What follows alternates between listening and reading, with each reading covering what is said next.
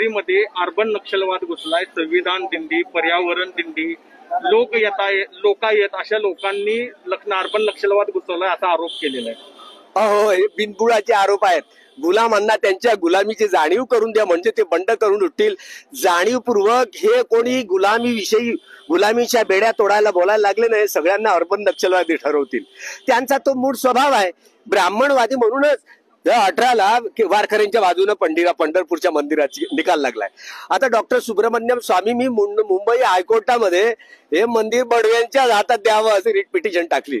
आम्ही मागण्यासाठी नाही आलो, आम्ही सांप्रदायिक तणाव वाढवण्यासाठी नाही आलो, तुटलेली मनं जोडण्यासाठी आलो। सगळ्यात मोठं कठीण काम डॉक्टर बाबासाहेब आंबेडकरांनी आमच्या जबाबदारी, सगळ्यात मोठी कठीण जबाबदारी दिली।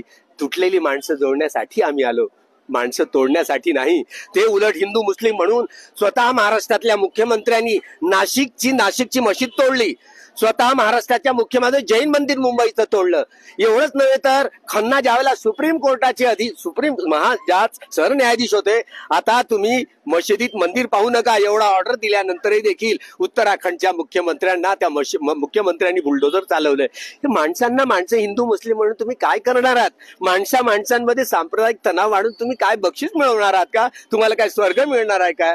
अरे, माणसं तोडणं खूप सोपं आहे, पण तुटलेली माणसं जोडणं खूप कठीण आहे। म्हणून गाडगे बाबा आयुष्यभर राहिले पण मंदिरात गेले नाही। त्यांना काय पंढरीचा पांडुरंग पावला नसेल? देवळात देव नाही राहत रे, देवळात राहतं पुजाऱ्यांचं पोट। साने गुरुजी ब्राह्मण होते तरी वारकऱ्यांच्या सुटकेसाठी आमरण उपोषण करावं लागलं। ही आदेशातली खंत आहे। काय चोक्यांची भक्ती कमी होती पण त्यांना भिंताडाच मारून टाकलं। ज्यावेळेला रमाई विनंती करत होती बाबासाहेबांना, मी पंढरपूरला जाते, बाबासाहेब खबरदार, अगं शूद्रांना ते दर्शन देत नाही। मी अशी अनेक पंढरपूर निर्माण करेन की जी तुटलेली मन जोडणारी पंढरपूर निर्माण होतील। डॉक्टर बाबासाहेब आंबेडकरांनी 13 ऑक्टोबर 1935ला नाशिक जिल्ह्यात येवल्याला प्रतिज्ञा केली। 21 वर्षानंतर नागपूरच्या दीक्षा मैदानावरती प्राप्त केली, परिपूर्ण गेली।